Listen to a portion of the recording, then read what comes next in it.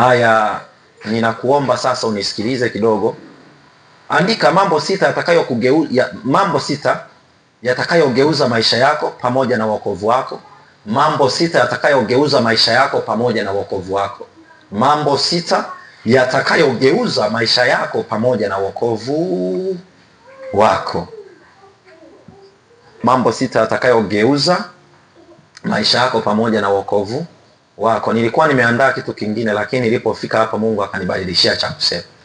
Mambo sita yatakayogeuza maisha yako pamoja na wokovu wako. Nitamani kuzungumza kuhusu uchumi, lakini hicho kitu kimepigwa teke. Mambo sita yatakayogeuza maisha yako na wokovu wako. Yesu Kristo anasema aliupenda ulimwengu. Lengo la Yesu kuupenda ulimwengu ilikuwa ni nini? Yesu Kristo aliona maisha ya mwanadamu sio mazuri actually, kutokana na kwamba alianza kuishi nje ya kusudi la nani? La Mungu. Kwa hiyo Yesu Kristo alipoona duniani kwamba mambo na maisha yameharibika, akaamua binafsi kujitoa. Maandiko anasema kwenye Isaya, ni nani ni mtume? Kuna watu ambao mbinguni aliangalia wa kutumwa lakini akakosekana. Bwana Yesu akaamua kujitoa kwa ajili ya watu wote, akiwemo mimi pamoja na wewe na watu ambao hawajaja wapi? Kanisani. Yesu Kristo alijitoa maisha yake kwa ajili yao. Haleluya! Kwa hiyo cha kwanza cha kuzingatia kwenye maisha wote, msalaba ni wa kila mtu. Msalaba ni wa kila mtu. Hauna haki wala haja ya kumsimanga mtu, ya kumsimangia wokovu wako. Kila mtu ana haki, awe ni Muislamu. Yesu Kristo alikuja kwa ulimwengu, hakuja kwa walokole, hakuja kwa Wakristo, hakuja kwa Watanzania. Alikuja kwa kila mtu atakayeamini. Maandiko anasema Yesu Kristo ni njia, kweli na uzima. Mtu haendi kwa Baba ila kwa njia ya nani? Ya Yesu Kristo. Dini tulizo nazo sio njia za kutupeleka kwa Baba. Dini na makanisa yaliyopo sio njia, rafiki zangu. Dini na lebo na logo mnazoziona sio njia. Yesu Kristo ndiye pekee njia ya kweli inayoweza kumchukua mtu na kumpeleka kwa Baba. Ndiyo maana sasa, ili maisha yetu yageuke, ni lazima tuangalie njia yetu tunayoipita ni ipi. Unataka kuinuka kwenye maisha, cheki njia ulionayo. Unataka maisha yako yaanze kuinuka, masomo yako, cheki njia ulionayo. Wengi maisha yetu yamekuwa ni mabovu kwa sababu njia tuliyoichagua sio sahihi. Tumeanza kupita njia tofauti na njia ya Yesu Kristo aliye hai. Kwa nini? Kwa sababu ya mahangaiko au changamoto za kidunia zimetupelekea kuona kwamba tukiwa katika njia moja ambayo ni Yesu Kristo, yamkini hatutafanikiwa. Acha nikwambie siku ya leo ya kwamba ukiwa ndani ya njia ambaye ni Yesu Kristo, uwe na uhakika maisha yako hayatakuwa ya kawaida. Ndio maana nakwambia kuna mambo sita ambayo natamani niyazungumze, yatakayogeuza maisha yako, yatakayoubadilisha mwelekeo wa wokovu wako, ili dini isikunyanyase. Kuna watu dini imewanyanyasa. Kuna watu mapokeo yametunyanyasa. Kuna watu namna dini zinavyofanya zimetunyima uhalali wa kwenda mbele za Bwana. Maandiko anasema pazia la hekalu lilipovunjika, kila mtu akawa na uhalali wa kwenda mbele za Mungu kuomba, wa kwenda mbele za Mungu. Sasa watu wengi, dini zimetuambia ukienda kanisa lile halina Mungu. Kwani mimi na shida na kanisa? Mimi nina shida na Yesu kwenye maisha yangu. Nina shida na Yesu kwenye maisha yangu. Maana ndiye anayejua maisha yangu. Yesu Kristo anajua thamani ya kule ninakotakiwa kwenda. Anajua umuhimu wa kule ambako natakiwa kwenda. That's why alikuja akafa msalabani. Sio jambo rahisi. Unajua kuna wakati mpendwa, kwa sababu unakula, unakunywa, unaamka asubuhi, unaweza ukasema hivi, hakuna haja ya kuokoka, hakuna haja ya kuishi maisha matakatifu, hakuna haja ya kuachana na zinaa, hakuna haja ya kuwa yani, ungelijua uharibifu wote ungeuacha na ukanyosha katika Kristo. And you will see that. Ndugu zangu, hatuna namna ya kupepesa macho kwenye ukweli. Ni lazima tufike wakati tuzungumze ukweli ulionyooka ili usaidie maisha yetu. Nisikilizeni kwa makini. Nisikilizeni kwa makini. Maisha yetu hayatakuwa ya kawaida. Nisikilizeni vijana, nisikilizeni wa mama. Tuna struggle kwenye maisha kwa sababu gani? Hatuko kwenye right way. Hatuko kwenye njia sahihi. Tumempokea Yesu Kristo, lakini tukawa na vitu vingi ambavyo umewahi kumwona mtu ambaye mishipa yake ya damu imechafuka, au kuna vitu ambavyo vimejaa, au kuna mafuta yamejaa, hana upumuaji mzuri, hana afya nzuri. Kwa nini? Kwa sababu kuna vitu vimeingia kwenye milija ya kupitishia damu visivyo sahihi. Watu wengi kwenye maisha, kwenye milija yetu ya kupokea kutoka kwa Mungu kuna uchafu. Kwa nini kuna uchafu? Kwa sababu tumeruhusu dunia kutusimulia mambo ya duniani. Hatujakubali mbingu itusimulie mambo ya mbinguni yanayoweza kumnufaisha mwanamke mmoja, yanayoweza kumnufaisha baba mmoja, yanayoweza kumnufaisha kijana mmoja. Kwa hiyo maisha yetu tumeishi shagala bagala na tumeokoka ni kana kwamba hatujaokoka. Kwa hiyo tumekuwa na nyakati ngumu sana. Kwa mambo 6 yatakayogeuza maisha yako na wokovu wako. Jambo la kwanza, kujifunga utiifu. Kujifunga kutii.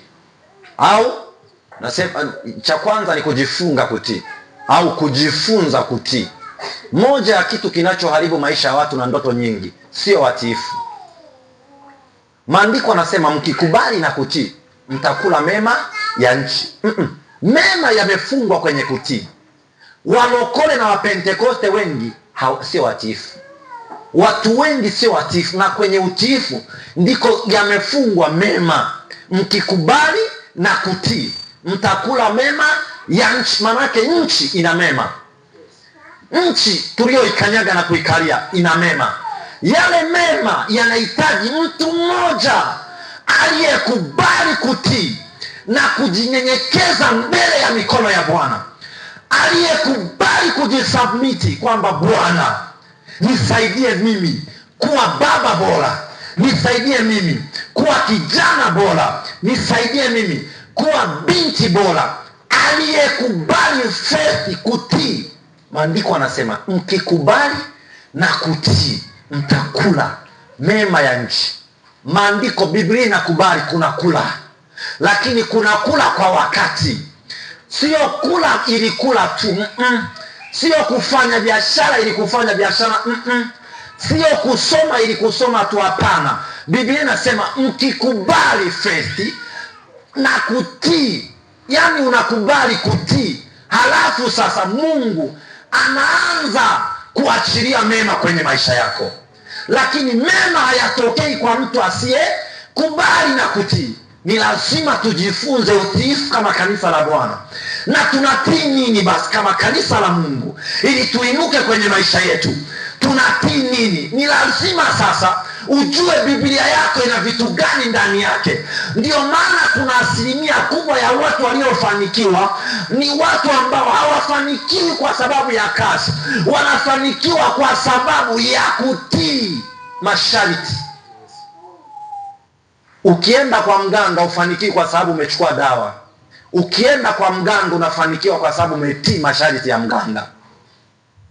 Kuna mtu ananielewa? Ninazungumza na mtu hapa. Kwa hatufanikiwi si kwa sababu hatufanyi. Tunafanya ila kwa level ya chini, sio kwa kiwango cha utiifu. Mpendwa wa Bwana, siku ukifanya kwa level ya utiifu, maisha yako yatageuka. Wokovu wako utageuka. Maisha yako yatageuka. Familia yako itaanza kugeuka. Kwa nini? Kwa sababu maandiko yako wazi na neno la Mungu halijipingi, mpendwa wa Bwana, likisema ukila bata ni kosa, ukila ni kosa. Na kuna nyakati kwenye maisha tumehisi Mungu anasumbuka sana na dhambi zetu. Mungu ajisumbui na dhambi zetu. Kuna nyakati dhambi zetu ndizo zinazomzibia Mungu kufanya kwenye maisha yetu. Kwa uchafu mwingi unaoufanya unamlimiti Mungu kufanya. Kwa nini? Kuna wakati Mungu anatamani kufanya kwenye maisha yako, lakini kwa sababu ya uchafu ulionao, uchafu wa kingono, uchafu wa pornography, uchafu wa mazungumzo na kinywa, uharibifu wa kinywa chako, uharibifu wa maneno na taarifa nyingi zilizo za maana, Bwana anasema hana haja na wewe. Why? Anasema hivi, kama walivyokataa kuwa na Mungu katika fahamu zao, Mungu aliwakataa. It means Mungu anahitaji accept kwenye ufahamu wako ya kwamba mimi nitatembea na Mungu. Kwenye hili nitatembea na Mungu. Kwenye hii biashara nitatembea na Mungu. Kwenye maisha nitatembea na Mungu. Ukifanikiwa hivyo brother, ukifanikiwa hivyo sister, hakuna wa kukuzuia. No one can stop you. Hakuna. Kwa nini? Unatembea kwenye kanuni ya Mungu. Moja ya kanuni ya kuinuliwa kwa watu na Mungu ni utiifu. Mungu anasema mkikubali na kutii mtakula mema. Nisikilizeni watumishi wa Mungu, tunapotii haina maana kwamba hakuna chakula. Kipo, lakini kile chakula tunakipokea kutokea kwenye kutii kwetu. Usizani hakuna hela. Hela zipo, ila shida sisi sio watiifu. Kwenye nini? Kwenye neno la Bwana. Neno la Bwana linasema usiyachochee mapenzi. Wewe ni binti, unayachochea tamaa. Kwa Mungu anaposema usifanye hiki, usiibe, uko kwenye taasisi unaiba, tayari wewe umeangalia kidogo kwa macho ya hapa karibuni. Hauangalii kilicho ndani ya Kristo na kila anachokuhesabia Kristo kwenye maisha yako. Unajua watu wengi sisi tunazunguka na mambo ya leo, hatutengenezi future zetu. That's why maisha yetu yamekuwa shagala bagala, maisha yetu yamekuwa kukazania leo. Maandiko anasema usijisumbue kwa ajili ya leo, ule nini ufae nini. Angalia ndege wa angani, hawapandi wala hawavuni, lakini Bwana walisha. Umewahi kutoa msaada wa kumlisha ndege? Wanalisha na Bwana. Hiyo ndiyo namna ya kuwalisha watu wake Mungu. Wewe utakapokuwa kwenye right way, Mungu ataapia hapo, Mungu atatokea hapo. Mungu ataanza kushughulika na biashara zako. Mungu ataanza kushughulika na watoto wako. Mungu ataanza kushughulika na kazi zako. Uchafu mwingi ndio unaofanya Mungu asishughulike na mambo yetu. Ukikubali na kutii, utakula mema ya nchi. Lakini ukikataa kutii, utaangamizwa. Maanake ni nini? Mungu anaposema atakuangamiza, hajakucheki tu wewe peke yako Ibra. No, ameangalia future yako. Anaangamiza future yako. Ameangalia watoto wako, anaangamiza watoto wako. Ameangalia familia yako, ameangalia biashara zako, ameangalia kazi zako. Kwa Mungu anaposema utaangamia, it means mambo yako yanaanza kuharibika. Mambo yako yataenea. Ndio maana anasema hivi, nitawabatiliza watoto maovu ya baba zao, kizazi cha kwanza mpaka cha 4. Why? Mungu aangalii wewe. Shida ni kwamba sisi walokole tumeangalia leo, ndio maana tunashawishiwa kizembe. Kwa nini tunashawishiwa? Kwa sababu maisha na akili zetu zinaangalia kuhusu leo. How about vipi kuhusu kesho? Kwa sababu ukijichafua leo, ndio sababu ya kesho yako kuichafua. Ukiwa safi leo, ndio sababu ya kesho yako kuwa safi. Ndio kanuni kwenye maisha wana wa Mungu. Ndio kanuni kwenye maisha wapendwa wangu. Kama tunataka kuinuliwa na Bwana, hiyo ndio sababu ya kwanza ya kuinuka. Ni lazima tukubali kutii. Haleluya. Haleluya. Ni lazima tukubali. Kwa sauti yako, lazima tukubali kutii. Ili tule nini? Kwa sababu sisi hatujatii. Tumekutana na mabara. Maandiko anasema hivi, Mungu alituokoa katika nguvu za giza, akatuhamisha. Nisikilizeni watumishi wa Mungu. Moja ya kitu ambacho mimi huwa ninakiwaza, rafiki yangu mmoja amekizungumza jana. Kwa nini nchi yetu Tanzania walokole na watu wengi sana wanakimbilia kwenda kukomboa ardhi? Wazungu hawaji Tanzania wanatoboa. wanaanzisha makampuni hapa na sisi tupo, wanaikomboa ardhi, wanakomboa ardhi, walioshika contract kubwa sasa hivi. Mchina anayetengeneza hapa amekomboa ardhi. Nini kinachotufanya tuwe na mentality ya kijinga? Kwa sababu tunajua sisi ni wazembe wa kufikiri, hatuna ufahamu, tumeibiwa fahamu zetu, tukaambiwa tukikomboa ardhi tutafanikiwa. Wewe ulienda kukomboa ardhi, umelima mwaka huu, hujalima, unataka ufanikiwe. Jinga kabisa, si unaelewa? That's bad, ni aibu, ni aibu. Unaenda kukomboa ardhi. Mfano, mtu anaenda kununua udongo kwa ajili ya kukomboa biashara, hana biashara wala hana mtaji. Tafuta mtaji, anza kufanya kwa bidii. Alitukomboa, alituokoa katika nguvu za nini? Za giza. Akatuhamisha nani? Kristo. Unamwamini nani wewe? Vipi hapo? Unamwamini nani? Hiyo inaamua kiwango cha kufanikiwa kwako. Unaamini katika nani? Hicho ndicho kiwango. Unamtii nani? Kwa kiwango kipi? Kwa level ipi? Inaamua maisha yako yatakwenda mpaka wapi. Hatima zetu haziko kwenye kukomboa udongo, hatima zetu ziko kwenye ufahamu wetu. Siku ambao ufahamu wetu utakombolewa, na kinachokomboa neno sio miujiza, ni neno la Bwana. Kinachokomboa mtu ni neno la Bwana. Sikiliza mafundisho, ando utatoka kwenye changamoto, kwa sababu uko hapo kwa sababu ya ujinga. Haujui cha kutii bana. Maandiko anasema Mungu ili amuinue mtu au ambariki mtu au amfanikishe mtu, anatazama neno lake. Una neno na unataka kuinuka, una neno unaenda kuchukua udongo, hauwezi ukafanikiwa kwa hizo kanuni. Tajirisha watu, nemesha watu, maisha yako yawe hivyo, kwa sababu ya kutokuwaza, ya kutokufikiri. Mimi unajua niliwaza, nilikuwaga na waza sana. Hivi kweli ni serious? Mtu anaenda kukomboa ardhi, anakomboa nini? Ardhi.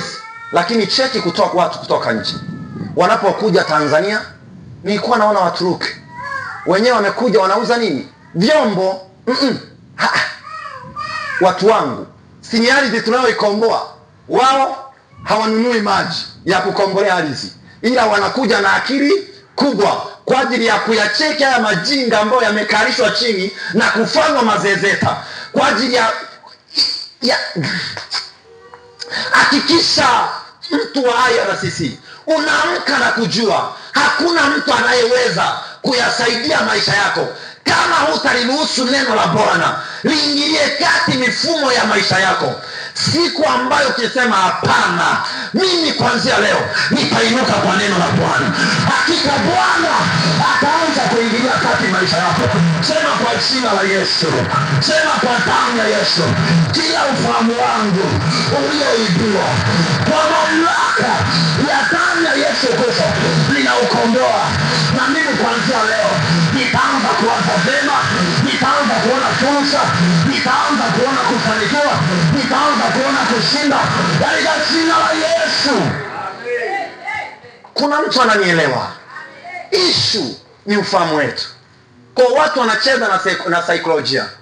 Akikucheki anaona shida ni nini? Tulizane wapendwa. Kuna watu wanafanya vilimo. Mimi ni mkulima. Kuna mwaka nimewahi kulima 2013. Nimewahi kulima kule kwetu kijijini Nyaonge. Nililima kama 1.5 kijijini kwetu. Kijana pekee niliojitesa. Kwanza nyumbani nilikuwa mimi pamoja na mama yangu mlezi tuliolima, wengine walikuwa chuoni, mimi niko nyumbani. Mwaka ule nililima sijawahi kuona, na mvua ilikubali kwa sababu nilikuwa na neno la Bwana. Tulifanya kwa bidii. Mimi binafsi nilipata dunia nyingi ambayo nikawaza sasa hatujakomboa ardhi na ni kijijini kule, wala hatujatumia dawa, ila tu neno la Bwana. Nilivuna peke yangu lile bonde ambalo nilikuwa nimelilima. Mimi nilikuwa naliita Kilombero. Watu wote kijiji kile kizima walikuwa wakilicheki ile bonde la Dogo Mlokole wanasema yule ni mtoto wa Magale. Ni eneo amelima mtoto wa Magale. Ni eneo amelima mtoto wa Magale. Nyumbani kwetu tulipiga mpunga hizo. Niko na mama yangu. Tunalima tunamwaga. Unaamka saa 9 kwenda kubona. Shida ni nini inayotufanya tuwe maskini? Shida ni kwamba akili zetu zimelala na hatuna neno la kusimamia. Kama kuna mtu ananielewa, hebu kuwa mtiifu kwenye neno la Bwana, alafu chukua hatua za hatari kujihatarisha, huku kichua ya kwamba Bwana yuko upande wangu. Maandiko anasema kila nitakapokanyaga nimepewa na Bwana. Hakika kila utakapoenda kufanya biashara, Bwana wa majeshi amekupa. Mungu wa Israeli amekupa. Mungu wa Isaka na Yakobo amekupa. Yule aliyemwahidia Musa ya kwamba atawapeleka kwenye nchi iliyojaa maziwa na asali, ni yule ambaye amekuahidi wewe ya kwamba popote pale utakapopagusa hakuna uganga wala uchawi. Hesabu 23:23 inasema hakuna uganga juu ya Yakobo, hakuna uchawi juu ya nyumba ya Israeli. Maana yake ni kwamba kwenye biashara yako hakuna mganga, kwenye biashara yako hakuna uchawi, hakuna watu kuloga. Ila shida ni kwamba mentality yako imejaa kulogaloga, umeamini kulogaloga. Leo nimekuja katika jina la Yesu na kutoa huko. Acha kuwaza kuloga, wacha una Bwana. Acha kuwaza kuloga, wacha una Bwana. Na ya kuwa una Bwana, jiamini, tembea kwenye huo mkono, tembea kwenye huo ufahamu ya kwamba I am God, I am Jesus, ni ya Yesu, hakuna wa kuloga. Ukitembea kwa mentality ya kulogwa, biashara yako haiwezi kustawi. Ukitembea kwa unajua tulivyo kwenye ufahamu, andiko nasema alivyo mtu nafsini mwake ndivyo alivyo. Tulivyo ndivyo maisha yetu yanaamua yaweje. Kwa maana hiyo sasa, mtazamo wetu katika neno la Mungu ndio unaamua sitakuache. Maandiko anasema vita vyetu sisi si juu ya damu na nyama. Biblia inajua usifight kwa namna ya mwilini, fight kwa namna ya rohoni. Unaweza ukafight wewe, vita yako sio mpaka ubebe silaha na kwenda kwenye ulingo wa vita au kwenda kuwatukana watu au kwenda kwenye vilinge fulani. No, majeshi yetu sisi watu tunayamshia tukiwa ndani. Uko zako chumbani unaamsha majeshi ya Bwana, kwamba kila anayejinua, kila maandiko anasema kila kitakachoinuka, kila kitakachosimama Bwana atakisawabisha. Unaenda na concept hiyo kwamba Bwana usawabisha njia za wenye haki, na maandiko anasema wenye haki ni jasiri kama simba. Wewe unaendaka na neno la nani? Wewe unaendaka ukiwa na namna gani?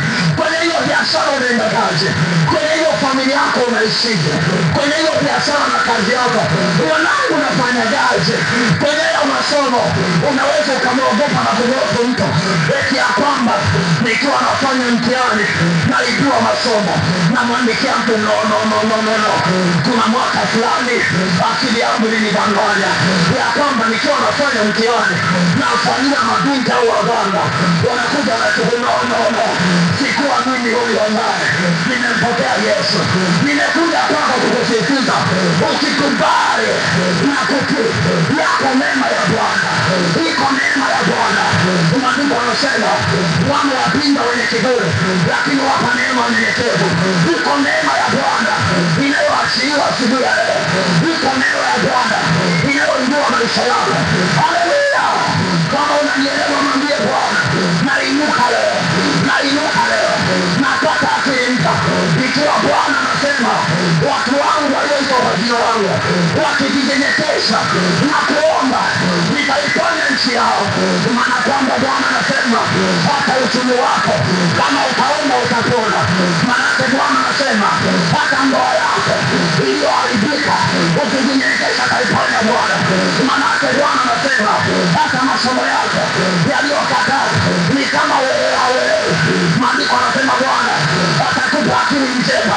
Iko akili ya kuyaweza masomo inayopatikana wanajulikana na Bwana, wanachua mnanielewa, wafanya biashara mnanielewa, ya kwamba asikutishe mtu. Mungu wako ni mkuu kuliko mganga, maana hata mchawi ameumbwa na Bwana.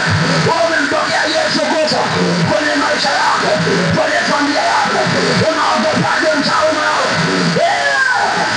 Wito wa Bwana ya kwamba usiogope mtu, usimwogope mtu, usimwogope mtu. Maandiko yanasema mwenye haki ni jasiri kama simba. Kama ni jasiri, sema mimi jasiri, mimi ni jasiri, mimi ni jasiri, mimi ni jasiri kama simba. Unaogopaje? Unafelije? Kwa nini? Kwa nini? Kwa jinsi gani? Nini? Unashindwa kuwaza mamlaka ulionayo ndani ya Kristo. Maandiko jamani yako wazi. Biblia inasema kwenye Danieli ile 11:32, lakini watu unatakiwa kwanza uwe mtu, alafu ndio uwe jasiri. Maandiko yanasema lakini watu wangu, watu wa Mungu wao watakuwa hodari na kutenda mambo makuu. Maana wanaotenda mambo makuu, kwenye kutenda mambo makuu hauzuiliwi na uchawi, hauzuiliwi na uganga, hauzuiliwi na nguvu za giza. Watendao mambo makuu hawategemei nguvu zao, hawategemei akili zao. Maandiko yananiambia, naye Daudi akamwambia mwanae Sulemani, mjue sana Mungu wa baba yako, ukamtumikie kwa moyo wa kumpenda, ukimkubali atakuwa pamoja naye. Manake Bwana huwa anaapia kwa watu wenye mioyo ya kumkubali, wenye mioyo ya kumpokea. Maisha yako yatageuka mwanangu, na kuwa kitu la ajabu, na kuanza kumiliki mitandao ya kiuchumi, mitandao ya kibiashara, mitandao ya kiafya, kwani ukubali kuwa mkuu katika Kristo Yesu. Kama naelewa sema amen.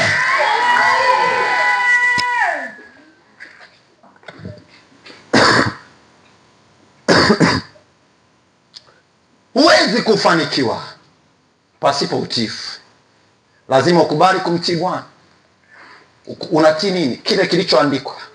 Kile Bwana amekiandika ndicho huwa tunakishika na kukitii. Watu wa Mungu ni wachekeshe.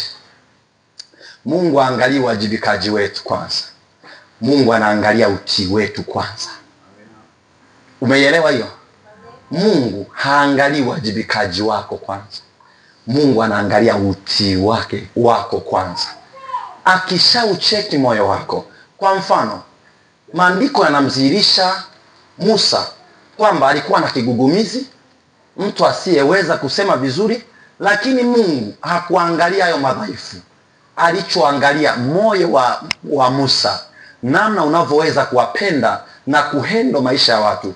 Musa, unakumbuka akiwa Misri amewahi kuwatetea wana wa Israeli. Kwa Mungu anapohitaji mtu wa kutumika naye, hahitaji mtu mwenye roho fulani ya ajabu. Anahitaji tu mtu wa kawaida, lakini mwenye moyo wa Mungu, mwenye moyo wa unyenyekevu, mwenye kubali, mwenye kutii kwa gharama zote. Tunachofeli sisi watumishi, hatukubali kutii kwa gharama zote. Kanisa la Bwana, hapa hakuna maskini, hayupo hata mmoja. Kama tukikubali kutii, wokovu wetu utaheshimika. Kwa nini? Wokovu wetu itakuwa ni sehemu ya kivutio, kama ambavyo Tanzania ina mbuga za wanyama na vitu vingine na wanyama wanaovutia watalii kuja kuangalia.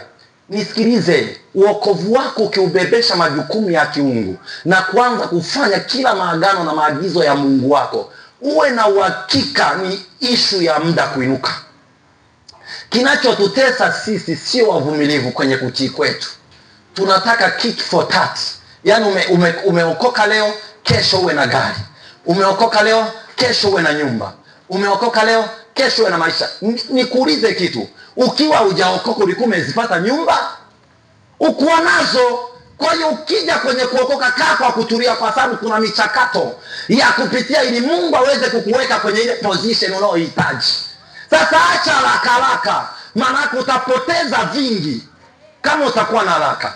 Kwa lazima uamue kujisubmiti katika Kristo na umruhusu Yesu aingilie kati maisha yako na michakato yako ya kibiashara, hapo utainuka. Nimekwambia kodi ya kwanza ya kukusaidia, hakikisha unakuwa mtii wa neno la Mungu, kwa sababu unatii kile kilicho kwenye neno la Mungu. Anasema hivi Daudi, moyoni mwangu nimeliweka neno. Kwa nini Daudi anataka liwe neno kwanza na sio kazi na sio ndoa? Manake Daudi alikuwa anajua kwenye neno la Mungu kuna malezi ya watoto, kwenye neno la Mungu kuna malezi ya ndoa, kwenye neno la Mungu kuna namna ya kuishi na watu, kwenye neno la Mungu kuna namna ya kufanya biashara ili upate faida. Kwenye neno Daudi alikuwa anajua. Ndio maana anatusisitiza na kutuambia, mimi Daudi neno la Bwana nimeliweka ndani yangu. Lakini kwa ushahidi Mungu anamwambia Joshua, kitabu hiki cha Torati nini? Neno la Bwana likae kwa wingi ndani yako na ulitafakari. Sio udongo, neno la Bwana. Sio upako mafuta, neno la Bwana. Sio maji. Ni watu wameenda mbali sana, wanakuja na vitambaa, wanakuja na matunda, wanakuja na vitu vya ajabu mpaka na chupi za upako. Hayo yote yapo. Kwa nini? Kwa sababu kuna watu hawana maarifa ya neno la Bwana, ambao wanaweza kukaa kwenye neno wakaanza kuona. Ikiwa Daudi alikuwa mfalme, aliamua kupambanua ya kwamba ni kweli viko visaidizi, lakini mimi sitawekeza nguvu kwenye visaidizi. Ni kweli kwa namna yao vinawainua wao, vinawasaidia wao, lakini mimi sitawekeza muda wa kukaa kwenye ujinga. Mimi nitawekeza kwenye kumpata Bwana. Maandiko yanasema mtafuteni Bwana maadamu anapatikana, mwiteni Bwana maadamu yuko karibu. Inamaanisha kwamba ukimpata Bwana anapatikana, inamaanisha kwamba Bwana yuko karibu. Ayakata, Mungu wako yuko mbali, Bwana wako yuko mbali, mfalme yuko mbali. Wewe tu kwa akili yako unaona yuko mbali. Mwanangu, Yesu yuko mbali, yuko karibu zaidi ya mapafu yako. Ukimtaka, ukimhitaji, yeye anapia kama Mwokozi, yeye anapia kama mfanyabiashara, yeye anapia kama mwalimu, yeye anatokea kama nabii. Rapokoka, watu watatu wakubwa duniani akiwemo Petro, Rapokoka na watu wengi watumishi wa Mungu wakubwa wanasema kwa 75% muda wangu mimi huwa nawekeza kwenye neno. Kuna mtu mmoja anaitwa Mephibosheth, yeye maisha yake yote ndani ya miaka yake 70 aliamua 75 aliamua kuwekeza kwenye neno la Bwana. Wagonjwa walianza kupona, hakusoma kitabu kingine tofauti na neno la Bwana. Nisikie neno la Bwana, mtumishi wa Bwana. Kama unataka kuinuka, wekeza kwa Mungu wako aliye hai, wekeza kwenye maarifa. Kijana wewe mdogo, pata maarifa ya neno la Bwana. Soma vitabu kwenye kusudi lako, soma vitabu kwenye neno lako. Ni mfanya biashara, unataka uinuke, unafanya biashara, unataka uinuke, unataka kuwa na ndoa bora, unataka kuwa binti bora, binti wa mfano, mwanamke wa misali, ni lazima uwekeze kwenye neno la Bwana. Tafuta neno la Bwana la kusimamia, uwe na neno kwenye uchumi. Maandiko yanasema kwamba kwenye ile Zaburi ya 107 Bwana ulituma neno. Maandiko yanasema wakamlilia Bwana katika vitu zao, Bwana akawaponya na shida zao. Maana Bwana ulituma neno. Moja nikwambie, una neno, una walali wa nguvu za Mungu kufanya kazi kwenye maisha yako. Kinacholipa walali neno ni neno la ndani yako. Maana maandiko yanasema neno la Mungu likae kwa wingi. Maanake kinacholeta walali wa neno lifanye kazi ni neno ulilonalo ndani yako. Na uwe hujakadiri, uwe umeelewa. Kama unanielewa, shangilia. Bwana aliye hai, maisha yako hayatakuwa madogo kama umeamua kuwekeza kwa Mungu aliye hai. Haleluya! Unawekeza wapi? Inaamua. Kinachofanya uhalali wa Mungu kufanya kazi ndani ya maisha yako ni neno lake. Anathibitisha kwa kusema uangalia neno, sio dini. Kwa unajua waliomuua Yesu ni watu gani? Ni wa dini. Na wewe umeshika dini. Pole yako. Nikitoa hapa anaweza akasema kitambaa cha upako. Watu sio wazuri. Si wananimulika na kamera.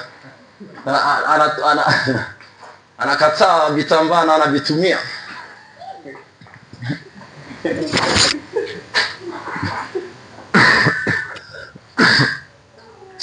Kuna mtu ananielewa. Kuna mtu ananielewa. Kuna mtu anainuka. Kuna mtu anapata kitu kwenye maisha. Nisikilizeni wapendwa. Don't give up. Asikwambie mtu huwezi kuinuka. Liulize neno la Mungu, ni kweli siwezi kuinuka? Usihitaji hata nabii. Neno la Mungu linajithibitisha. Nabii anakuonyesha aya. Mfano, ukiambiwa wewe utakufa mwaka kesho, ni nini? Yaani mtu akutabiria akakwambia mwaka kesho utakufa, halafu akupi sababu ya nini unakufa mwaka kesho, au akwambia ufanye nini ili usife mwaka kesho, atakuwa amekusaidia au amekuua tayari? Atakuwa amekusaidia, amekuwa tayari, kwa sababu utatembea barabarani, utakataa hata kusafiri. Kwa nini? Nabii amesema acha ujinga, hakikisha unawaza neno la Mungu linaamuaje maisha yako. Neno la Mungu linasemaje kuhusu maisha yako? Kuna watu mnanisikiliza. Kuna watu mnanisikiliza. Haya, umefanya biashara siku moja, imeleta shida. Mtumishi ana upako. Mimi au neno una. Mimi nina shida tena, au wewe ndio huna neno? Tuambizane ukweli. Nani mwenye shida? Unayefanya biashara ndio una nini? Una shida. Kwa sababu neno la Mungu linasema wazi. Anasema kwenye Zaburi 23 au 1. Anasema utakuwa kama mtu uliopandwa kando kando vijito vya nini? Vya maji. Neno la Mungu linasema halitaona hali, japo hali huwa inatokea, lakini haitalifanya lione njaa. Maana yake litastawi. Kwa kinachokufanya ustawi neno la Mungu. Maandiko anaambiwa kabisa Suleiman kwamba mjue sana Mungu. Mjue sana Mungu wa baba yako, ukamtumikie. Maana yake kama utapungua utumishi kwa Bwana, tayari umejidisvalue mwenyewe. Kama utumishi wako utapungua mbele za nani? Za Bwana. Kumbe nikagundua, ndio maana mimi nafagia mwenyewe. Yaani sio mimi nafagia, naokota uchafu, nafanya chochote, naleta viti. Sina maana kwamba wote hao mnaweza mkafanya hivyo, lakini najua nikiachaga tu huwa inapiga alarm ndani yangu, umepungua. Naanza kukomaa kwamba kuna mambo kwenye maisha, na kwa namna hiyo Mungu ananisaidia. Pesa ninazozipata ni nyingi mno. Sina biashara, sina nini, namtumikia Mungu tu. Kwa nini? Ukipungua utumishi wako katika Mungu, yamepungua mafanikio yako katika Mungu. Kuna mtu ananielewa? Kwa kumbe unatakiwa kufanya bidii sana kumtafuta Mungu na kumtumikia Mungu. Mtumikie Mungu, mtumishi. Haya, ngoja nikupe mfano. Nani aliyewahi kumtumikia au kumtii Mama Samia Suluhu Hassan, rais wetu wa Jamhuri ya Muungano wa Tanzania, akawa hohehahe? Imagine kuhusu Mwijaku tu, akimsema mama asini DC, akimsema tu mama, maisha yanakaa vizuri. Anasema gorofa langu linakaa vizuri. Kwa nini? Kwa sababu amezungumza vizuri na mtu aliye juu yake. Sasa ukisevu kwa Mungu, Mungu anaanza kurelease vitu vya msingi kwenye maisha yako. Kwa nini utasa kwenye maisha? Utasa kwa sababu hatuna jicho au hatuna mikono ya kusevu kwa baba yetu au kwa Mungu wetu. Hiyo tu. Ufagiaji kanisa, Bwana atanipandisha, sawa. Sawa, kweli. Kuna mtu mmoja,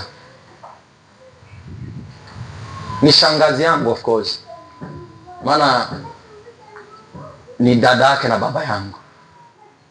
Nikiwa retreat camp, ni ana hela sana, nikamwona amevua, yani hajavaa hata gambuti. Ni mfanyabiashara mkubwa mno Tanzania, ana deki vyoo, lakini kaona wanadada wa vyuo vikuu wana kucha zao ndefu na hawana, wanategemea serikali wape mabumu. Yeye aliye na pesa anafanya usafi chooni. Imagine sasa, we unataka ufanikiwe, kuna kipi unafanya kwa Mungu? Hujawahi tu hata kwenda kuchomwa jua, unatafuta maua upande kanisani, unataka Mungu akupe. Mungu ninayemjua mimi ninaamini kabisa msoto wa miaka 40 ya Musa jangwani alikuwa anatengenezwa kwa ajili ya na Mungu ili afae kwa ajili ya matumizi.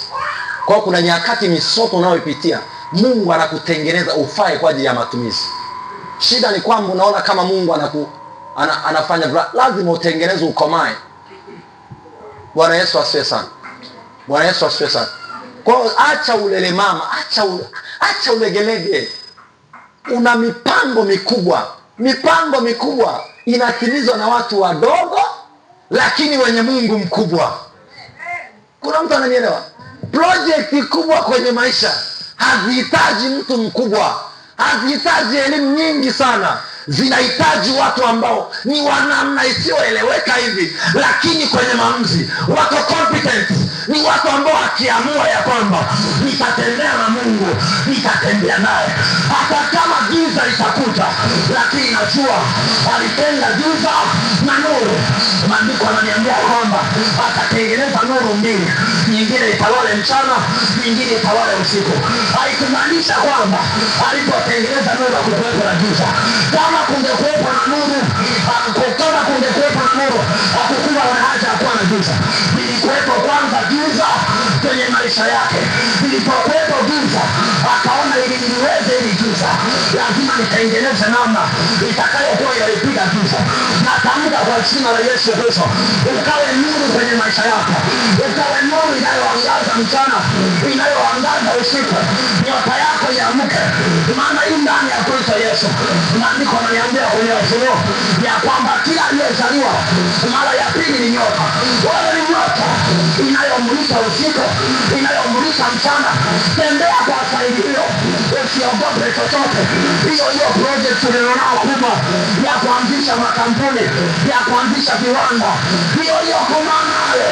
Hata kama utaanguka, maandiko yanasema mwenye haki wangu ataanguka mara 7 lakini atainuka. Hata kama itakuwa mara 8, hata kama mara 100, hata kama mara 200, hata kama mara 500, Biblia inasema wewe utainuka tu ukiwa mwenye haki. Mwenye haki ni tafsiri ujue ya kwamba alipoanguka aliinuka tena, akasema sitaanguka. Wanaofanikiwa ni wale wanaopia hasara, alafu anasema kwa mujibu wa neno sitala hasara, ninasimama tena. Mwanangu, ukiweza kuwa gumegume wa namna hiyo kwenye biashara zako, yawani kanisopia. Ndio maana wanamwambia Bwana hakuna anayeweza kumua kwa sababu hayupo hata moja. Kwa nini? Bwana yuko upande wangu. Maandiko yanasema Bwana sio upande wangu, ni nani aliye juu yangu? Ninachokisikia ni ya kuwa Bwana yuko upande wako, yuko upande wako, yuko upande wako, yuko upande wako, yuko upande wa biashara yako, yuko upande wa watoto wako, yuko upande wa ndoa yako, yuko upande wa masomo yako. Huo ndio ujasiri nilionayo. Hebu nena kwa lugha kidogo. Maisha yangu Bwana hayatakuwa ya kawaida. Maandiko yananiambia watumishi wa Mungu, utakusudia neno nalo litatimika. Hakikisha una jambo kubwa linalokuzibu. Maono madogo sio ya Mungu. Maono ya Mungu ni maono makubwa. Aliyoibeba hiyo ono ana umri mdogo, lakini Bwana anasema huyo ndiye nimemkubali, huyo ndiye nimemrujia. Maandiko yanasema ya kwamba Yakobo alikuwa mdogo, lakini ndiye aliyekuwa Israeli. Esau alipoteza. Wanaojifanya wakubwa hawafanikiwawi, lakini wadogo wanafanya nao kazi, wanafanya anafanya kazi na wewe. Bwana anafanya kazi na wewe. Bwana anafanya kazi na wewe. Endelea kunyenyekea, endelea kushuka, endelea kuwa mdogo. Bwana Yesu anafanya kazi na wewe. Nasema Yesu Kristo anafanya kazi na wewe. Wadogo ukijua, unajua, ngoja nikwambie, maono madogo sio ya Mungu. Mimi nataka tu niwe mfanya biashara tu, hata nikipata hela ya kula, sio ya Mungu. Mungu akasema na tumfanye mtu kwa mfano wetu, kwa sura yetu, akatawale. Kuwa mtawala sio ishu ndogo. Kuna gharama unazotakiwa kuzilipa, kuna gharama unazotakiwa kuzipiga ili utawale. Kwa tayari wewe umeshapakwa mafuta ya utawala, wewe tayari. Yani una haja ya mtu kukwambia, wewe tayari. Sasa hata mimi hapa sikwambii wewe ni sina namna nyingine ya kukwambia, nina activate ukuu wako ulionao, maana uko nao tayari. Yani wewe ni mkubwa tayari, lakini kinachokufanya usianze kutimiza ukuu ulionao ni mazingira unayoyaona. Mazingira unayoyaona ayakatea yasikufanye uwe mtu wa kawaida, hata kama umetoka huko. Nakulaga, ngoja nikwambie, kuna miaka fulani tulikuwa Morogoro, Mahenge, Lupiro. Tulipokuwa kule kulikuwa na njaa kubwa. Niko na makaka zangu wawili pamoja na mimi, tulikuwa tunafuata maembe. Mwaka ule tulipita kwa maembe. Nilipojua ya kwamba hata maembe alitupitisha, hakuna anayeweza kuliwa andawadeka ya. Nasema hivyo, hata kama utakula mlenda, hata kama utakula dona, hakuna atakaye kuzuia kutimiza hilo kusudi lako. Nakwambia ukweli, maembe yalituponesha, maembe yalituokoa. Mwaka mzima chakula hakuna, tunakula maembe na yalikuwa yameiva. Tulikuwa tunasaka maembe, tunaokota yaliyoanguka, tunakuja tunakula. Leo niko hapa na ubirizi ayakata, hata kama kwenda hawafanishi waje. Wewe ni namba moja, wewe ni namba moja, wewe ni namba moja. Hata kama kwenda hakuna mwenye uchumi, wewe ni namba moja, wewe ni namba moja, wewe ni namba moja. Hata kama kwenda hakuna mwenye ndoa, wewe ni namba moja, wewe ni namba moja, wewe ni namba moja. Hata kama kwenda hakuna aliyewahi kwenda chuo kikuu, wewe ni namba moja, wewe ni namba moja. Hata kama kwenda hajawahi kutokea mfanyabiashara wa kimataifa, hapa wewe ni namba moja, wewe ni namba moja. Anza kama kuuza kalanga, anza hata kuuza maharage, anza hata kuuza mchicha, ukiwa na picha kubwa ya kwamba mimi ni namba moja, ni namba moja, ni namba moja, ni namba moja. Ukiweza kuwa na picha hiyo, mwawani kanisopio.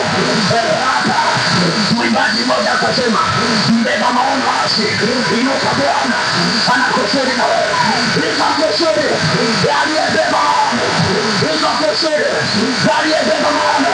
Hapa wako watu waliobeba maono ya Bwana. Inuka mwanangu, inuka na maono. Nenda kazi, nenda kazi, nenda kazi, nenda kazi, nenda kazi, nenda kazi. Haleluya!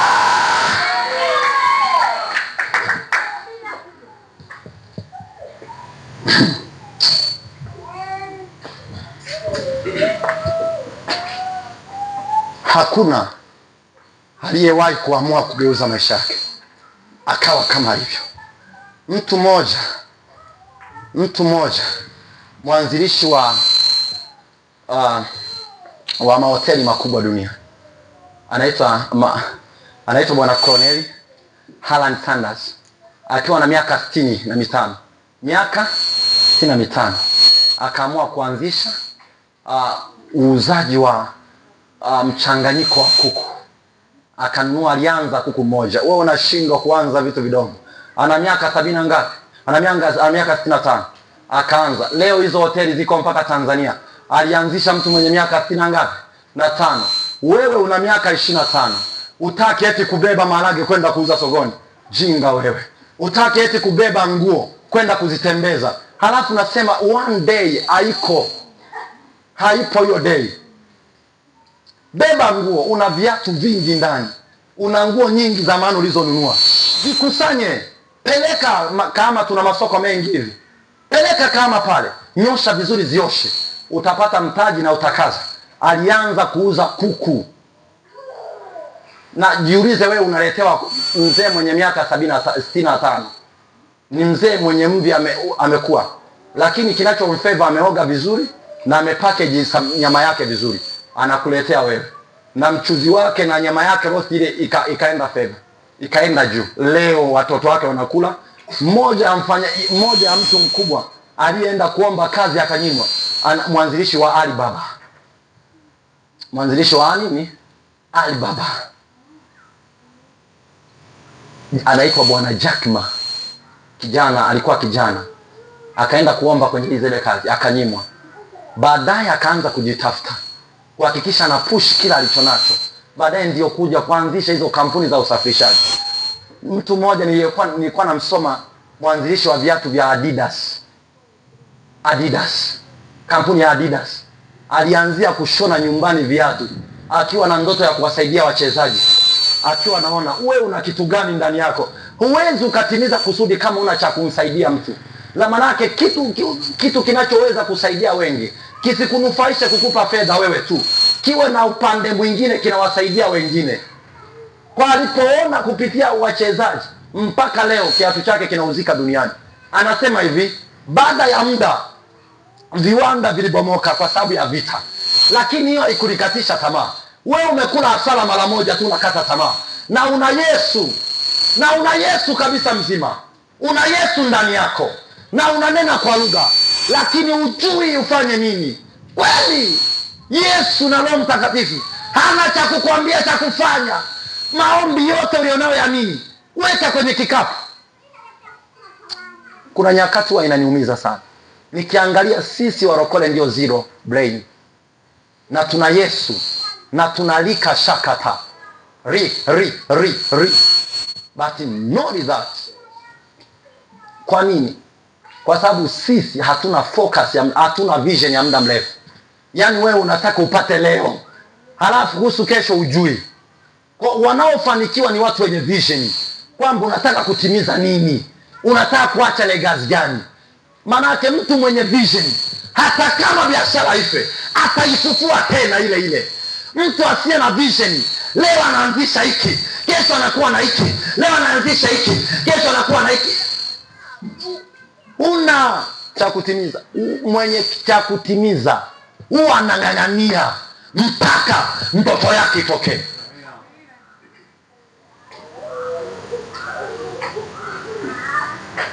Mimi namwamini Mungu kuna miaka.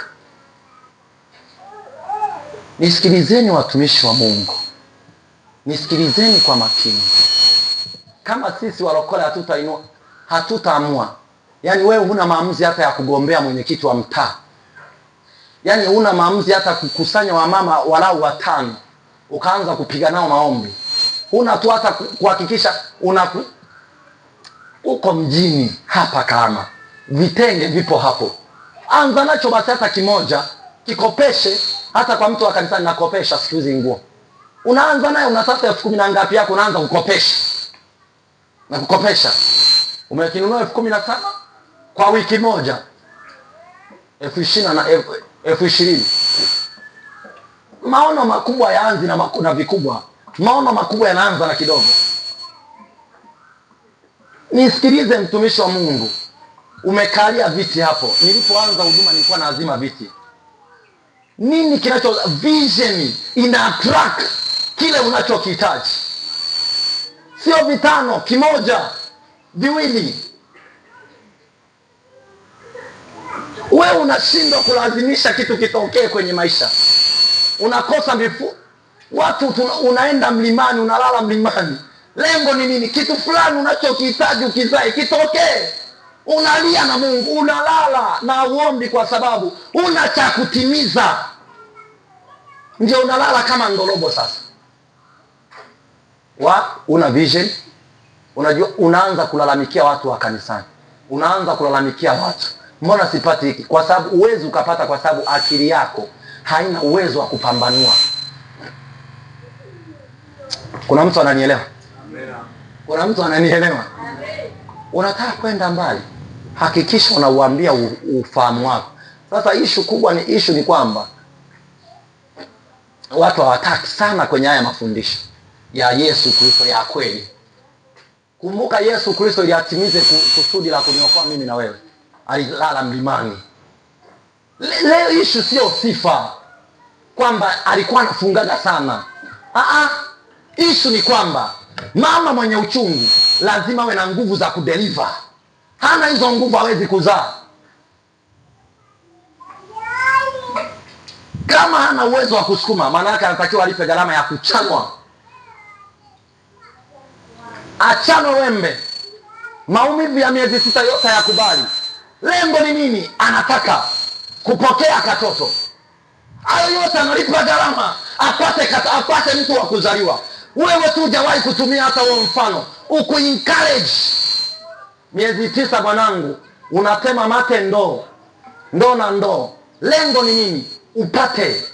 Kwa nini ukumtoa huyo mtoto ukanywa PV si nini akatoka? Lakini uliamua kukasa.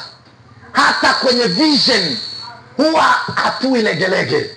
Kwanza sisi tuna favor, kwanza tuna Roho Mtakatifu arahisishaye mambo ya Wapentekoste.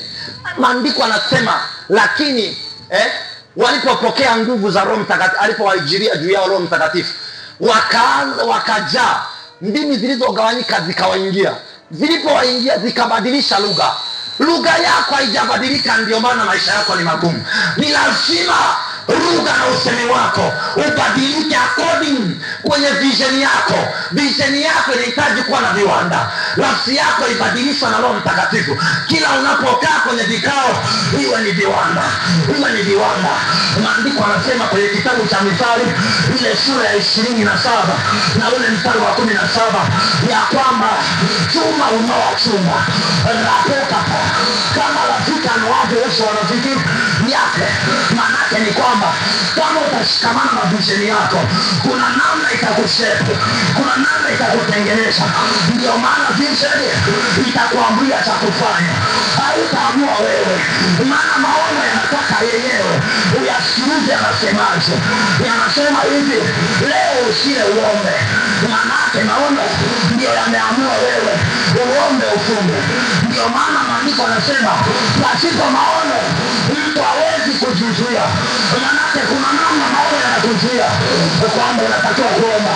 Leo usile sana, leo kunywa maji tu, leo usiende kwa hiyo rafiki yako atakupotezea muda, leo nenda kwenye biashara, leo kafanya hicho. Yanayozungumza nini? Ni maono, ni maono yako. Maandiko anasema ni vyema mwanadamu aichukue mila yake wakati wa ujana. Wakati tulionao, kamata cha kwako, anza kupushi. Kamata cha kwako, kondea hapo, kondea hapo, barakoka, omba, nena kwa lugha. Lakini lengo ni kuhakikisha unazaa kitu cha maana. Wanaozaa cha maana ni watu walio serious. Kama uko serious, hauwezi utakuwa mlokole unayekuja kusali na kutoka, lakini siku kwa siku hauna chochote na utachoka kuja kanisani. Kwa sababu gani? Una unachochukua, una unachopata. Mwenye maono aliyoko hapa anajua anachozungumza na aktivate uwezo wako na amsha mtu wako ndani wanalo hiyo hali toke, hiyo uwezo toke. Mwanangu utakapotoka hapa asikuzuie mtu. Pushi ndoto yako, pushi maono yako. Utajiri upo ili wokovu wako upate heshima. Anza kupushi maono yako. Acha uzembe, acha uzembe. Bwana amesema tutawale. Wewe una vision. Nisikilizeni watumishi wa Mungu. Neema huwa inakuja kufanya kazi. Yani neema inapokuja kwenye maisha ya mtu huwa inakuja kutimiza kitu.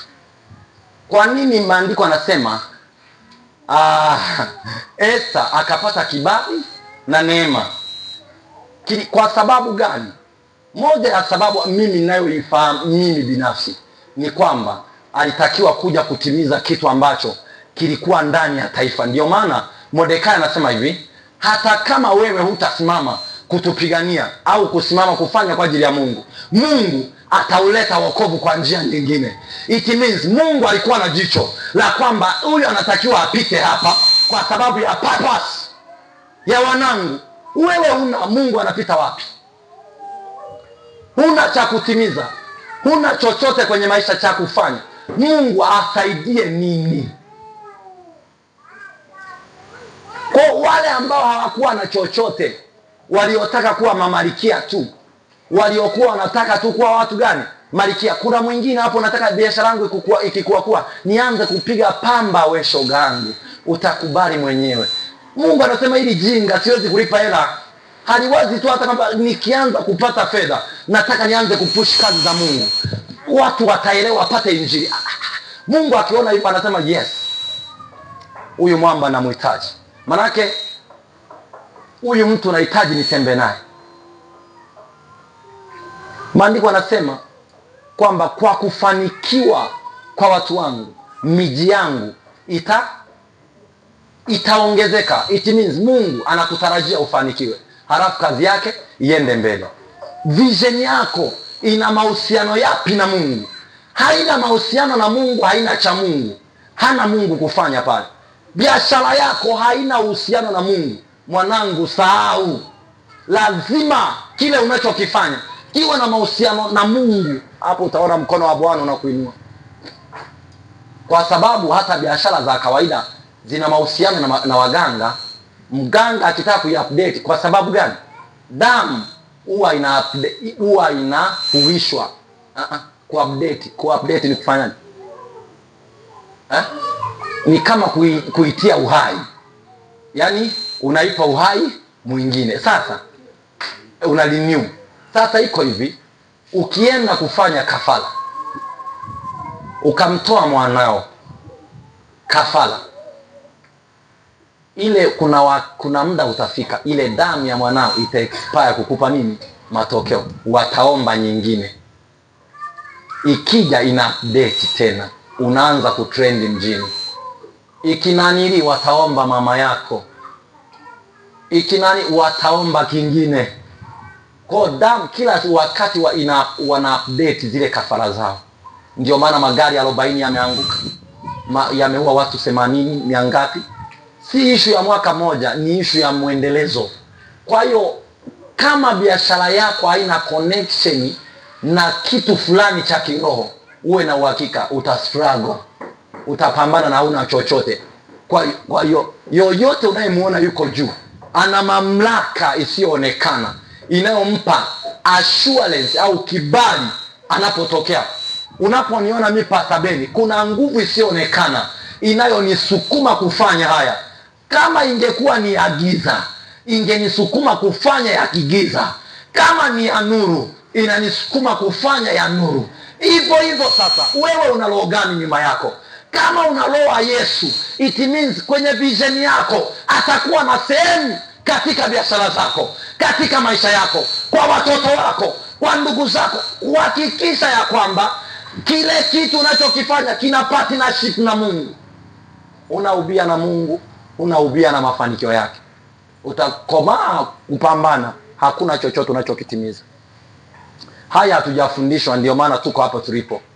Sasa namba moja nimesema kutii. Tunalitii neno la Bwana.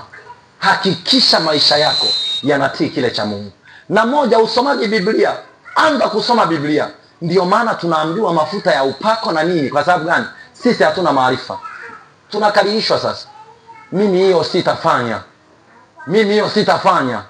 Nitakuonyesha neno la Mungu ya kwamba lina uwezo wa kukutoa hapo ulipo na kuwa mtu wa aina gani. Ikiwa hata kwa level hii, kwa neno la Bwana nimefika hapa, maana yake hata kwa miaka 10 nitakuwa stage nyingine.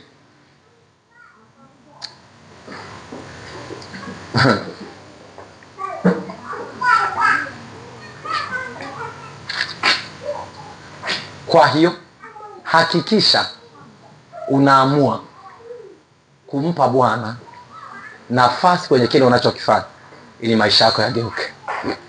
Kuna mtu amenielewa? Kuna mtu amenielewa? Kuna watu wamenielewa? Kuna watu wamenielewa kwamba kama utawekeza na Mungu maisha yako hayatakuwa ya kawaida. Huo ndio ukweli nao kuambia wazee. Dada yangu, kaka yangu uliyeko hapa, mama yangu uliyeko hapa, babu uliyoko hapa, wekeza na Mungu. Hakikisha unatii cha Mungu kwanza. Kabla Mungu ajaja, anaangalia umetii cha kwake. Maandiko anasema kuna mtu mmoja alitoa talanta 3, mwingine akampa 1, mwingine 2, mwingine 5. Huo ni mfano wa Yesu. Maanake kuna kitu ambacho amekiachilia Yesu kama mbegu kwenye maisha yako, ambacho kinahitajika kianze kukua. Sasa issue sio kukua, issue umetii kukipanda.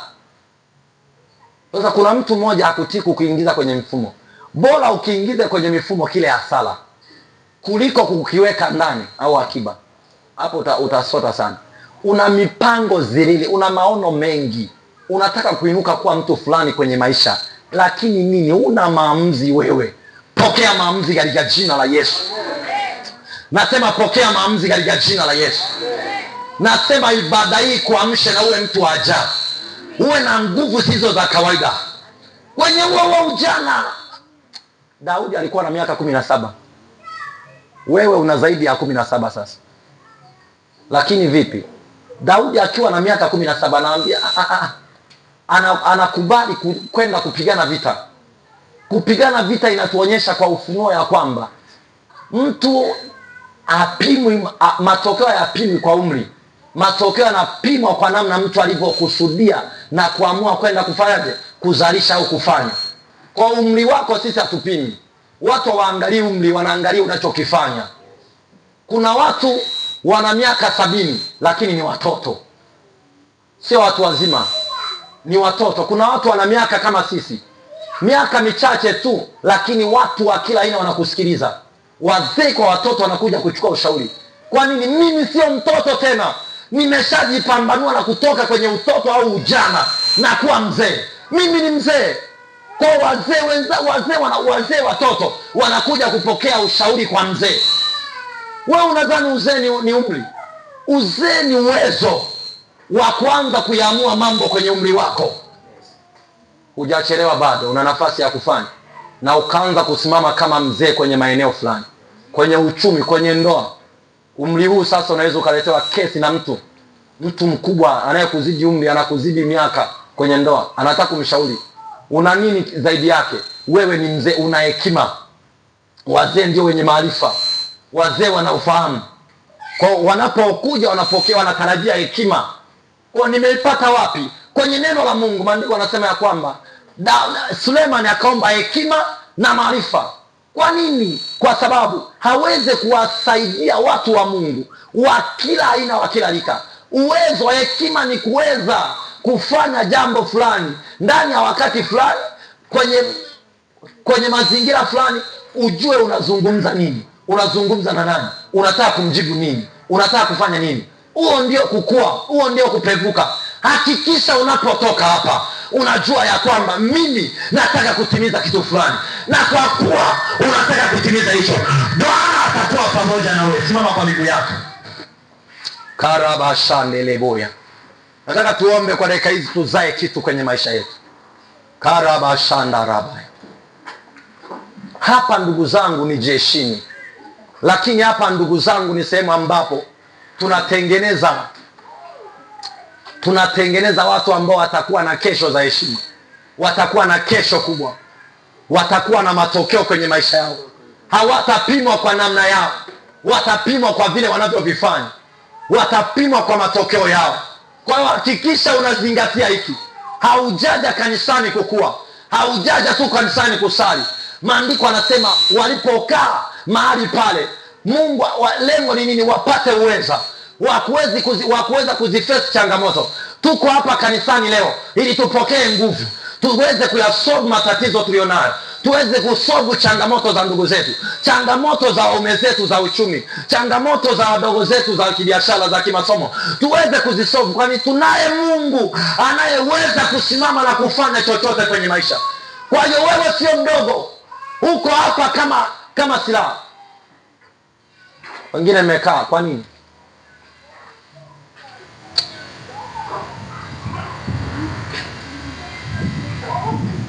Tunashindwa tu kutia hata zoezi dogo wapenda. Karama shande. Kuna mtu amenielewa? Kuna mtu amenielewa? Amen. Maisha yako sio madogo. Nasema maisha yako sio madogo. Wewe utakuwa mkubwa tu. Chochote utakachokifanya kitakuwa na matokeo. Don't give up. Usichoke. Kama una cha kutimiza, anza kukitafuta. Yaani toka hapa umeumia. Jana nilikuwa naongea na wanachuo, nikawaambia acheni siasa. Ujanja ndio unaoharibu watu kwenye maisha. Tuzinaa, tunini. Unaambiwa nisikilizeni. Hujaolewa utakiwa kufanya tendo la ndoa.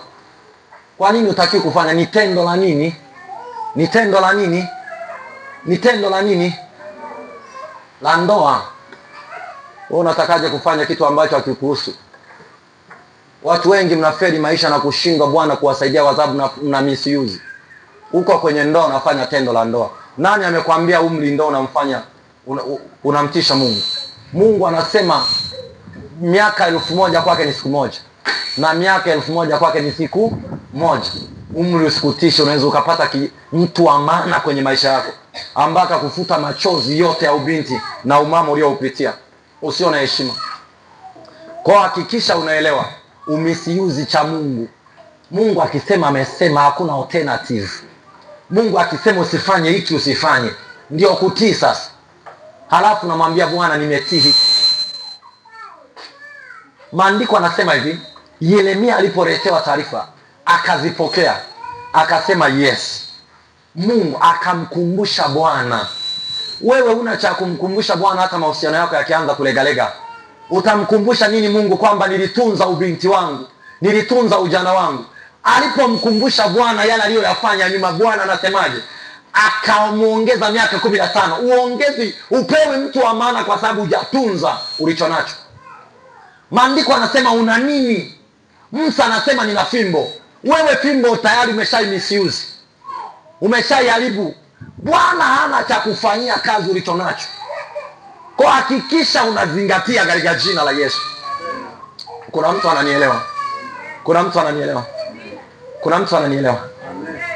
Kama maandiko anasema kwamba rafiki unoa uso wa rafiki yake, leo nataka nikunoe kwenye eneo, uinuke katika jina la Yesu. Nasema uinuke katika jina la Yesu. Nasema uinuke katika jina la Yesu. Ndugu zangu, ninasema tena kwa mamlaka ya jina la Yesu. Haturuhusiwi kuwa na maisha ya kawaida tukiwa watu tuliookoka. Tunaruhusiwa kuanza na kidogo, lakini tuinuke sana. Bwana Yesu asifiwe sana. Bwana Yesu asifiwe sana. Mimi ninapokutana vijana huwa nawaambia, vijana acha ujinga. Mimi kwa vijana huwa sina lugha rahisi. Nina lugha ngumu sana kwa sababu usiponisikiliza ni wewe, kwa sababu ya hatima yako. Mimi kwa vijana huwa sizungumzi lugha rahisi, huwa ninazungumza lugha ngumu. Hiyo ndio imekuwa ikisaidia wengi, kwa sababu mimi najua nimekuwa kiongozi wa vijana tangu mdogo huko. Ukimuuliza sasa hivi Daudi anaweza akasema nimekuwa mwili eti. Sasa hivi nimekuwa ni kadogo. Mimi nikiwa kiongozi mdogo, nisikilize, nikiwa kiongozi wa Kasfeta mkoa, mimi ndiye kiongozi wa kwanza mkoa wa Geita kununua kiwanja cha Kasfeta. Yaani akinihusu, mimi najua nitaondoka kwenye Kasfeta, ila mimi nikawajibika kununua kiwanja cha Kasfeta. Imagine wewe ndio umewekwa chini ya mchungaji wa level hiyo. Wa aina hiyo, yani tangu jana anajua kuwekeza kwa ajili ya wenzake. Vipi wewe? Yani mimi mdogo sasa hizo, lakini najua future wengine watapita wadogo zangu hapa. Waulize alikuwepo Ben, amefanya nini? Anasema kwenye uongozi wake tuna kiwanja. Wao washindwe kukiendeleza. Kwa mimi naweza kuwa kiongozi yoyote kwenye nchi, kwenye popote, na nikawa na impact. Kama nilikuwa kijana mdogo, nikaamua nikaacha kiwanja. Kuna walionitangulia walikuwa wakubwa, hawajaacha chochote, hawana legacy. Ndio maana sasa mimi kusahaulika Geita ni vigumu. Kwa nini? Kuna alama yangu. Kwa namna hiyo tunaweza kuwa kiongozi. naweza kusimamia taasisi, naweza kusimamia popote na ikaleta matokeo. Hicho tu kinanipa uwezo, hicho tu kinanithibitishia ukinisikiliza unaweza kuinuka. Hicho tu kinanithibitishia ukinisikiliza unainuka. Kama niliweza nikiwa mtoto, sasa hivi nina maarifa mengi na nimepevuka. Mwanangu, unainuka katika jina la Yesu. Nasema ukweli, unainuka katika jina la Yesu. Nikiwa kijana mdogo, kwa nini iliwezekana? Kwa sababu nilikuwa najua lazima ifike wakati ujue hauishi muda wote. Kuna wakati utaondoka. Siku ukiondoka utaacha nini? Kumbuka, nje ya kuondoka tunaishi katika mwili. Achana na kwamba ni wa rohoni, sisi ni wa rohoni. Achana na kwamba sisi ni wa rohoni, lakini vipi kuhusu mwilini? Kwa sababu tunaishi 100% rohoni, 100 kabisa, lakini pia tunaishi 100% mwilini. Ndio maana tunatakiwa kuinuka kwenda kuzalisha. Ndio maana kuanzisha biashara, kusajili taasisi, kusajili biashara. Tunawajibika kama wengine. Acha ulokole wa kijinga wa kwamba nena kwa lugha tu, usifanye biashara. Kamata anga, kamata na viwanja mjini. Manake viwanja vikamatu bila hela, vinakamata ukiwa na nini? Na hela ndio unakamata kiwanja. Kwa kama tunaishi rohoni 100%, urahisi wetu Bwana atatuambia, mwanangu, unapoenda kuwekeza hapo usiwekeze. Kuna mkono wa mtu utakupa changamoto, utaharibu biashara. Manake sisi tuliomcha Bwana tunajua vitu kabla hatujavifikia. Hiyo ndio faida. Kwao hatuwekezi kana kwamba tunawekeza. Tunawekeza kwa sababu tuna jicho la kuona. Tumeshaona rohoni, halafu tunachukua hela mfukoni, tunaenda kuwekeza. Ukiweza kuishi hivyo mwanangu, hakuna atakaye kuzuia. Kwa sababu watu watakuwa nakuuliza, umewezaje? Nimeweza kwa sababu nina roho ya Bwana ndani yangu. Kilichozaliwa kwa roho ni roho, na kilichozaliwa kwa mwili ni mwili. Manake hili linaishi katika mwili kwa sababu nimezaliwa katika nini? Na mwili. Ndio maana maandiko yanasema kwamba udongoni utarudi wapi? Udongoni. Roho yangu hairudi udongoni, naenda kwa Baba. Kinachorudi udongoni ni hiki. Manake katika roho tunaoperate katika Mungu. Manake tunakuwa na level na kina katika Mungu. Kama tutakuwa tumejaa Mungu, sasa tunakuwa na uwezo wa kuona kama aonavyo Baba yetu. Tunaye ndani yetu, tuna Roho Mtakatifu. Ndio maana mimi naweza kuona. Kwa nini? Kwa sababu na hiyo roho ya Bwana aliyo ndani yangu. Unafanya kila biashara inaharibika kwa sababu you don't have a spirit, una roho. Wewe unataka kufanya kila biashara, Roho Mtakatifu amekubali hilo eneo invest, hilo eneo uweke hela. Kuna watu wameweka hela na zikaharibika kwenye hilo eneo. Kwa kuna watu wengi haujawahi kuona. Nasemaga hii statement. Kuna watu hadi wazazi wangu wengine, ili njia zao waziangalie, waende safari lazima waende kwa mganga. Wachinje kuku, ziangaliwe njia. Zikikubali, hapo ndipo wanaenda kufanyaje? Wanaenda. Hata kama kufungua biashara, wao wa kimwili wanajua kanuni za kiroho. Wewe wa kiroho hujui kanuni za kiroho, unaishije? Vita vyetu sisi sio vya mwilini, ni vya rohoni. Unataka kuanzisha kitu, njoo hapa. Omba kwanza. Kuna wakati mwingine toa sadaka kwanza.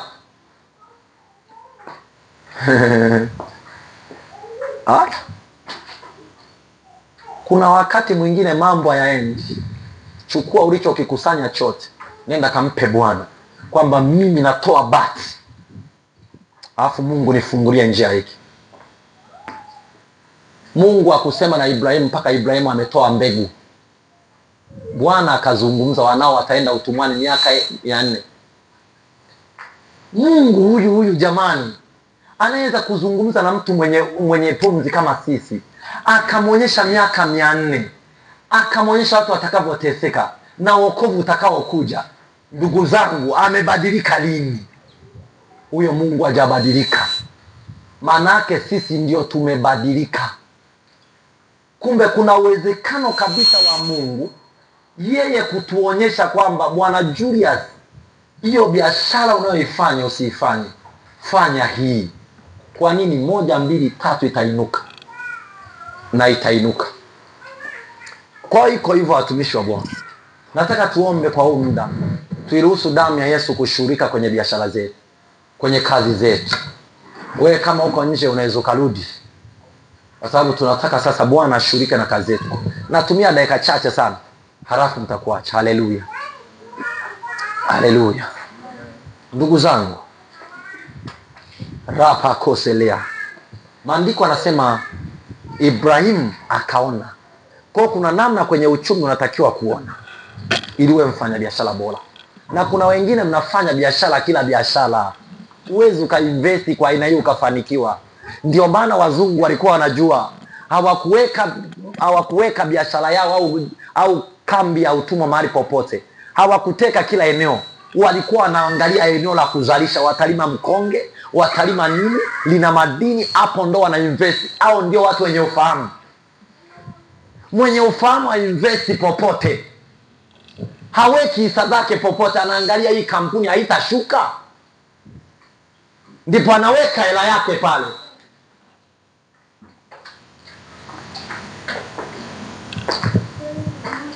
Sema kwa jina la Yesu, sema kwa damu ya Yesu, Bwana nisaidie, damu yako inioshe, damu yako inisafishe kwa jina la Yesu.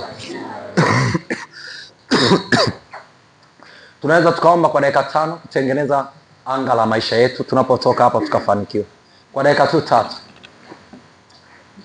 Karabashandarabasa. Nataka nituombe.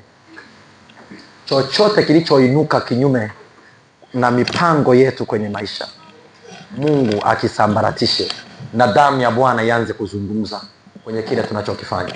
Sema kwa jina la Yesu, sema kwa jina la Yesu. Na achilia damu ya Yesu kwenye kila kazi yangu, kwenye mikono yangu, kwenye uchumi wangu, kwenye lile eneo lolote ambalo nimewekeza, ninalohitaji kuwekeza, kwenye maono yangu, kwenye mipango yangu, kwenye masomo yangu, kwenye maisha yangu. Damu ya Yesu ianze kunisemea, damu ya Yesu ianze kunisemea kwa jina la Yesu, kwa damu ya Yesu. Ninaomba kila mmoja utaomba kwa ujasiri, utaomba kwa kujiachia mbele za Bwana. Haya, unajua unasumbuka na nini kwa wakati, achilia damu ya Yesu. 1, 2, 3 twende mbele za Bwana. Bwana, katika jina la Yesu, kila aliye na uchungu kwenye maisha yake, ninaachilia moto wa Roho Mtakatifu, ninaachilia damu ya Yesu. Kila aliye na kifungo, mwako wa Bwana upite. Katika jina la Yesu Kristo. Hebu pita mbele kidogo, pita mbele watu wote. Njoo mbele, njoo mbele. Na unapokuja mbele unaomba rapakatelebazulia, njoo mbele katelebazubrana mashakarabazubradana. Ongeza sauti yako kidogo, twende mbele za Bwana tena. Agwadele balunda pesa pia, na kuwa Bwana anaenda kufanya kitu cha ajabu. Bwana anaenda kutufungulia mipaka yetu. Kuna biashara zilizokutwa, lakini Bwana leo anataka kufungue. Sema kwa jina la Yesu, sema kwa damu ya Yesu, kila biashara ya wazazi wangu, ya kwangu mwenyewe, maisha yangu yaliyoharibiwa na nguvu za giza, na nguvu za giza, roho za uovu zilizoingilia maisha yangu, zikaharibu ukuaji wa maisha yangu, wa mipango yangu. Leo damu ya Yesu izungumze, kila kilichoibiwa tunakikomboa kwa jina la Yesu. Haya, twende mbele za Bwana. Omba uko madhabahuni hapa, omba. Unapoomba unaomba hiyo nguvu za giza zilizokamata uchumi wako, na achilia damu ya Yesu kwa mama moja, kwa binti moja. Damu ya Yesu ipite kwenye hiyo uchumi, damu ya Yesu ipite kwenye hiyo biashara, damu ya Yesu ipite kwenye ya masomo. Haya, chirika kidogo kwa damu ya Yesu.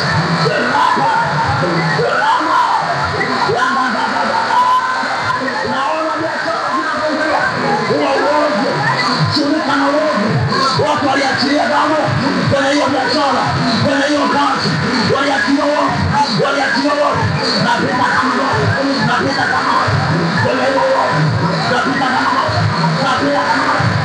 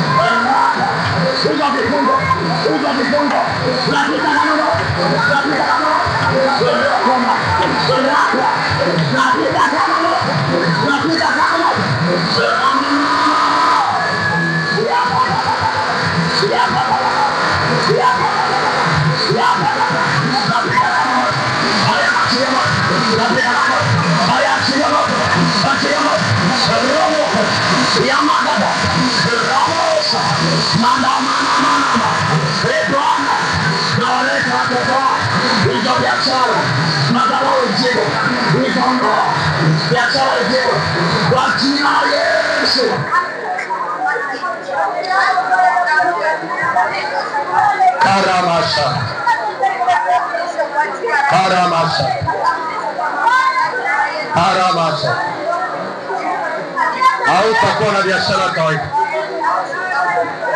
Karabashandaraba. Namwamini Mungu, maisha yako yanavuka. Karabashandaraba. Katika jina la Yesu aliye hai. Asante Roho Mtakatifu juu ya kila mmoja. Inua mikono yako juu sasa. Baba, katika jina la Yesu. Baba Mungu, katika jina la Yesu, ninawaleta watoto wako mbele zako kwenye kiti cha enzi. Yako mambo ambayo yamewakwamisha, kwa rehema na neema Baba, wasaidie kuvuka tena, wasaidie kuanzisha vitu vikastawi kwa jina la Yesu Kristo aliye hai, kwa nguvu za Roho Mtakatifu, katika jina la Yesu. Kila anga la uovu iliyokamata na kutanda kwenye maisha yao tunalibomoa kwa damu ya mwanakondoo, katika jina la Yesu. Acha huru huyu binti, acha huru huyu kijana, acha huru huyu mama, acha huru huyu dada, kwa nguvu za Roho Mtakatifu, katika jina la Yesu. Hayupo atakaye kwama, hayupo atakaye kufeli, katika jina la Yesu. Kila mwenye waya mpigie Bwana makofi na vigelegele. Haleluya, katika jina la Yesu. Nenda ukae sasa. Mungu amekutendea mema mema. Karabashandeleba. Karamashandeleba. Rama supragari. Karamashandarabas. Halalalalalalalala. I believe Jesus. Na kuamini Bwana unaweza kutenda tena. Karabashandelebos. Namshukuru Mungu kwa ajili ya kipindi hiki. Hebu mpigie Bwana makofi na vigelegele. Kuna mtu anajisikia niombe naye? Karibu. Anajisikia? Hebu niwekee mikono. Karibu.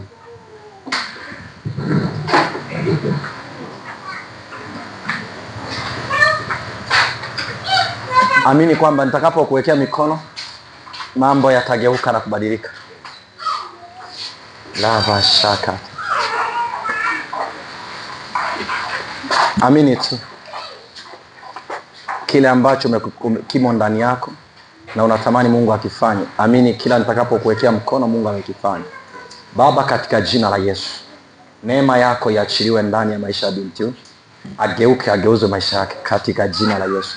Na chochote Bwana kilichomsukuma kuombewa kitokee katika jina la Yesu.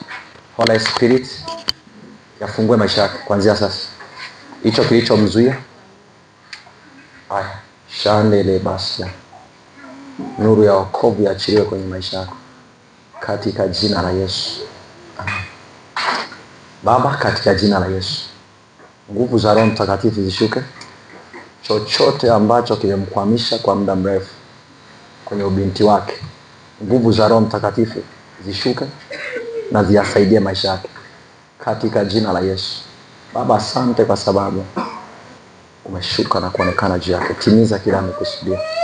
Baba, katika jina la Yesu, nuru ya wokovu, kibali tena, nguvu zako ziachiliwe juu ya mtoto wako, maisha yake yabadilike katika jina la Yesu.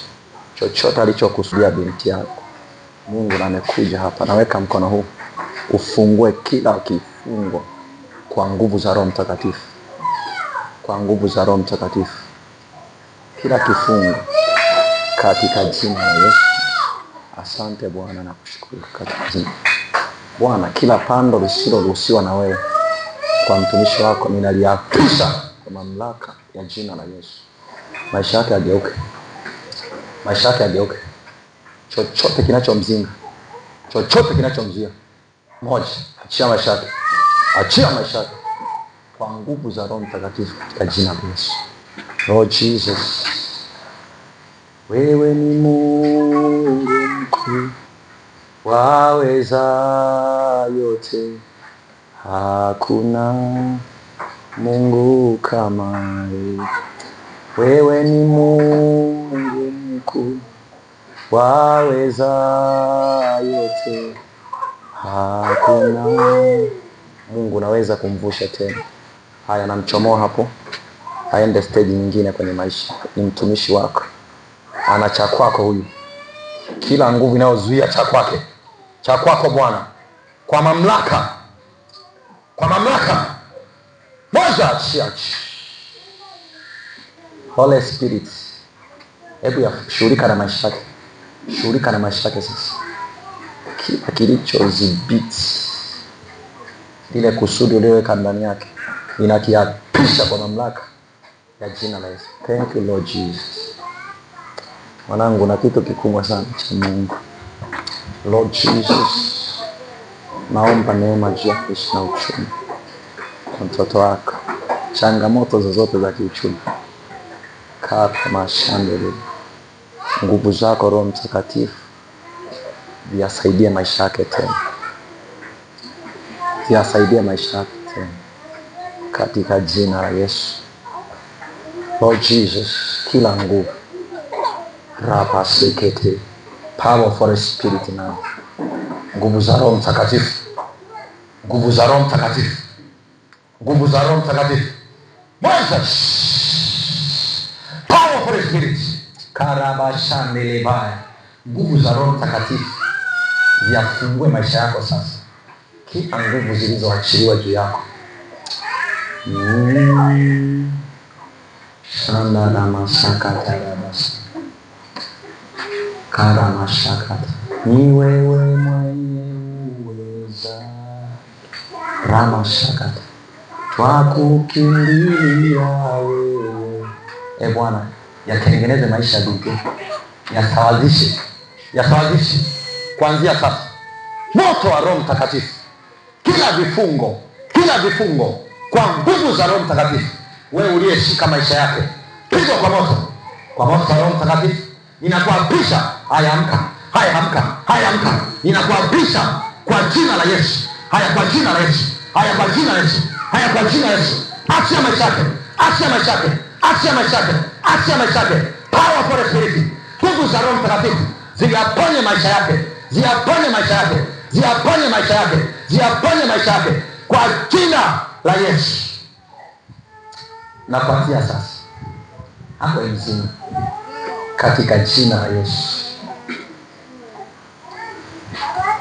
Lord Jesus, neema mpya, neema mpya. Biashara itakufa katika jina la Yesu Kristo. Haya, na ufufua tena uchumi wenu kwa kasi. Haya, mwanze kuzalisha kwa namna mpya. Wewe nguvu